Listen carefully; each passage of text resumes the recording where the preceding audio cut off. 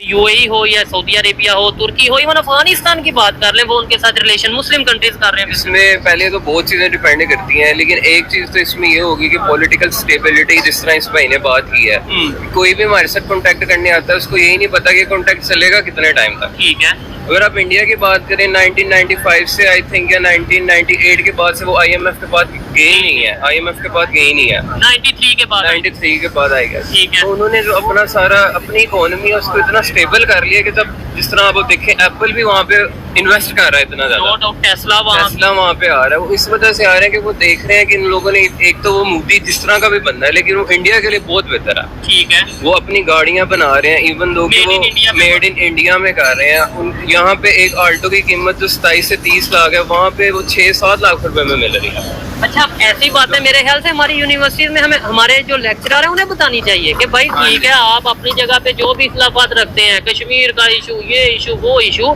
लेकिन ये देखें कि इंडिया आज किस पोजीशन पे जा पहुंचा है। ये देखें कि सऊदी अरेबिया के साथ उनके साथ कैसे रिलेशन है।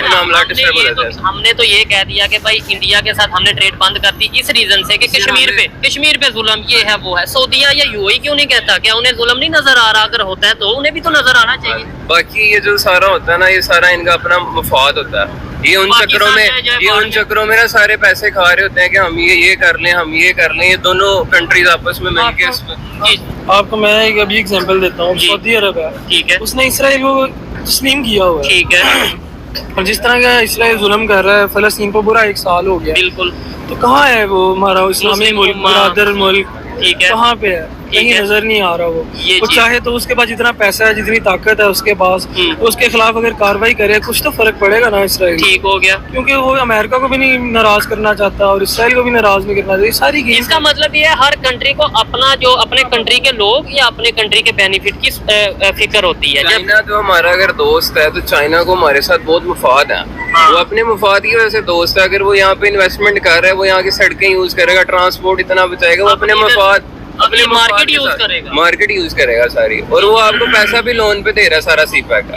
मतलब आप उनको अपनी जगह भी दे रहे हो और उनसे ही उधार ले रहे हो जो आपने सूद की सूरत में इतने वापस देने हैं। और उन्हें शायद पता है कि कल को ये दे नहीं पाएंगे।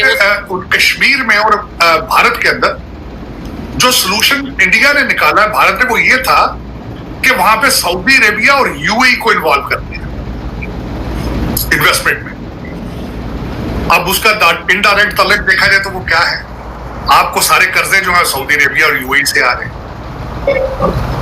तो आपको भारत को ये कहने की जरूरत नहीं पड़ेगी कि कश्मीर और उस साइड पे क्या हो रहा है, वो आपको सऊदी अरेबिया और यूएई कह देगा, क्योंकि आप उनके कर्जदार हैं। बात करें इस्लाम की कि भाई मुसलमान का भाई और ला इलाहा का रिश्ता आपस में, अब वो कम क्यों हो गया है? क्या बेनिफिट्स अंदर आ गए हैं? अगर ऐसा है तो पाकिस्तान एक इस्लाम के नाम पर बनने वाला मुल्क क्यों ये चीज को आगे नहीं लेकर जा रहा? क्यों हम यूरोप या फिर अपने ही पड़ोसियों के साथ ताल्लुकात बेहतर नहीं बना रहे? नहीं, आप उस चीज को देखो ना, तो आज का जो भी रिलेशन और इंटरेस्ट का रह गया, वो पाकिस्तान ला इलाहा इल्लल्लाह वो बातें अब खत्म ही हो गई। क्योंकि हम कुछ अर्सा पहले भी देखें तो आप देख लो कि इंडिया वाले सही तरह से हमारे साथ डील नहीं कर रहे, बाकी ममालिक के साथ भी। लेकिन जो दुबई या सऊदीया में बुला के उनका जो मोदी है उसको सही तरह से क्राउन पहनाया गया या उसको सही तरह से यानी सेहत अफजाई की गई है, इज्जत अफजाई की गई है। तो इस तरह अच्छे खाने भी खिलाए गए नहीं, इज्जत अफजाई भी उनकी की गई है ज्यादा। तो इस लिहाज से इंटरेस्ट का रिलेशन है कि जहाँ पर उनका बिजनेस या कोई चीज रन करे तो उसी तरफ ही जाएंगे। ये चीज अब बहुत दूर रह गई। अगर आप ला इलाहा इल्लल्लाह वाला रिश्ता देखें तो हमारे फलस्तीनी भाई कितना अर्से मुश्किल में, लेकिन कोई उस तरफ नहीं बढ़ रहा। उल्टा आप देख लो मैकडोनल्ड या KFC वगैरह उनके ब्रांड है, लेकिन उनसे भी कोई बाइकआउट नहीं कर रहा। जैसे कि बात बताऊं, मुझे भी ये कल ही बात पता चली है क्योंकि मैं रिसर्च कर रही थी, तो KFC का जो CEO है वो पाकिस्तानी है। ये देख लें फिर आप। पता था? नहीं, मुझे भी कल ही पता चला। अच्छा, मुझे इस चीज का पता नहीं था। वैसे हम KFC का बाइकआउट कर रहे हैं और हमारा जो KFC का CEO है वो भी पाकिस्तानी है। बस यही चीज फैक्टर है ना। हम बस वही बात है ना, इंटरेस्ट क्या है, उसने देखा है उसको वहाँ से मिल रही है सब कुछ, यानी पैसा मिल रहा है, रोटी मिल रही है, तो इसलिए वो वहाँ पे चला गया है। बाकी ये चीजें नहीं है ना, जैसे आप कहना ला इलाहा इल्लल्लाह, अगर ये चीज होती है यही बताया सिखाया जाता है ना। अगर हमें आया, जैसे इंडिया का एक इंस्टीट्यूट है IIT, वो अपने उधर भी बड़ा बेहतरीन वर्क कर रहा है। वो सऊदी अरेबिया में रिसेंटली उसकी जो है वो ओपनिंग हुई और बड़ी चीजें हुई। आप कुछ कह रहे थे शायद मेरे ख्याल से। माज़रत साहब, मैं एक बात काट रहा था कि जो मैं बात कर रहा हूँ ना, आप कह रहे हैं उनका अकल बूझ नहीं रखते। बिल्कुल वो रखते हैं, लेकिन उनसे भी कुछ बैरूनी ताकतें होती हैं वो अपना मकासद हासिल करने के लिए, जिस तरह ईरान और सऊदी है, ठीक है, कुछ ईरान के धड़े बन जाते हैं यहाँ पे, कुछ सऊदीया के बन जाते हैं, और पाकिस्तान तबाही पाकिस्तान में हो रही है, पाकिस्तान में तबाही पाकिस्तान की हो रही है, कुछ सऊदीया के लिए कर रहा है और कोई ईरान के लिए और कोई अमेरिका के लिए इन्वॉल्व किया, इसमें सारा पैसा इन्वॉल्व ठीक हो गया हर तरह से। ये मैं तो फिर इसका मतलब का फाइंड आउट इसी तरीके से इस बात का निकालूंगा कि भाई पाकिस्तान में फिर पैसे दे। हेलो दोस्तों, आप सबके लिए हैप्पी गणेश उत्सव दोस्तों। पापा आपके जीवन में ढेर सारी खुशियाँ लेके आए। दोस्तों, सऊदी यूएई के कॉन्फ्रेंस भारत का दौरा कर रहे हैं अभी दिल्ली में। देश के पाकिस्तान की बहुत जली है, इसके लिए जली है कि पाकिस्तान के वीज़े बैन कर दिए सऊदी अरब ने। यूएई ने पाकिस्तान के वीज़े बैन कर दिए, किसी को वीज़ा नहीं दे रहा, किसी को भी नहीं दे रहा, पूरे बैन कर दिए। क्योंकि ये वहाँ जाके भीख मांगते भिखारी। भिखारी क्या करेगा, भीखे मांगेगा, उसको और कुछ आता क्या है। तो सऊदी ने कहा कि हमारे लोगों का पैसा मांग मांग के अपने देश में लेके जा रहे हैं, मेहनत करके नहीं लेके जा रहे, भीख मांग मांग के लेके जा रहे, तो उनको बैन करो, पूरा बैन। अब जहाँ पाकिस्तान ने दिखा पहला वो भी ठोके, वो भी बाहर निकलो, जो भी देखा वो बाहर निकालो। ये हाल है। कॉन्फ्रेंस दिल्ली में आ गई, ये पाकिस्तान मीडिया सर पकड़े बढ़िया, क्या हुआ? अरे हुआ क्या हुआ, $100 बिलियन का टर्नओवर पे पास कर रहा है हिंदुस्तान और यूएई का ट्रेड।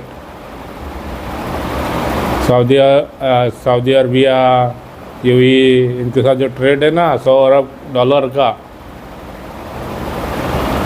ट्रेड पहुंच रहा है, $100 के करीब। तुम तो भीख मांगने जाते हो, हम तो पैसा काम, और हमारे जो लोग काम करते हैं वो भी उनके देश को आगे बढ़ा रहे। अमीरों पाकिस्तानियों, ये तुम्हारे औकात है, मालूम पड़ी ना औकात अभी। हाँ, तो इसके लिए बोलते हैं पंगा नहीं लेने का अब आपसे कभी। तुम्हारे जैसा थोड़ी है, इधर बम ब्लास्ट कर, उधर बम ब्लास्ट कर, इधर भीख मांग, उसके ऊपर रेप कर। रेपिस्ट हो तुम लोग, भिखारी हो, आतंकवादी हो। अभी अमेरिका में आतंकवादी हमला करने जा रहा था ना, तुम्हारा पकड़ा गया ना पाकिस्तानी अमेरिका में। 9/11 सर का बड़ा हमला करने की तैयारी में था, अमेरिका ने दबोच लिया, नहीं पकड़ लिया। बांग्लादेश में तुमने क्या करवाया अमेरिका के कहने पर? अब बांग्लादेश की आवाम भी चूतिया तुम्हारे बातों में आ गई, बेवकूफ़। अभी सैंडविच बनेगा, सैंडविच अमेरिका और चाइना के बीच में बांग्लादेश। हम क्यों हमारे पैसा बर्बाद करें ऐसे देश में? हम तो हमारी इकोनॉमी सब कुछ रोक दिए, वीज़ा बैन कर दे, जाओ मरो। समझ में नहीं आती अपना देश कैसा चलाना है। कितना हम मदद करो, सब कुछ हम करो, हम ही बुरे। तुमने उसका है ना पाकिस्तानी हो, भुगतो उनका। वो चीटी क्या बनाती है, हमारे बोलते हैं वारुल बोलते हैं, मतलब उसका घर बना दी चीटी। उसमें जाके कौन बैठता है? सांप। अमेरिका ने बांग्लादेश में वारुल बनाया, तो सरकार गिराई जाएगा। आप बैठा कौन जाके? चाइना। सांप निकल जा रहा है, अमेरिका को भी और बांग्लादेश को भी। निकलो, हमें क्या लेना देना, तुम्हारा देश है, तुम जानो, तुम्हारा काम जानो। हम हमारा पैसा समय क्यों बर्बाद करें तुम्हारे पीछे, बेवकूफ़ लोगों के पीछे? इतना तो साइंस होना चाहिए, दिमाग होना चाहिए। अरे कहाँ से दिमाग होगा? बड़े मछे का मटन खा के मच्छे सर का दिमाग हो गया, सोचता वोचता कुछ है ही नहीं है, मोटा दिमाग है ना पाकिस्तान में। दोस्तों, ये वीडियो बहुत बड़ी हो रही है, ख़त्म करते हैं, पर मिलते हैं अगले वीडियो में। मुझे दीजिए इजाज़त, मैं हूँ आपका दोस्त राजेश सूर्यवंशी। जय हिंद, जय भारत दोस्तों, मिलते हैं अगले वीडियो में।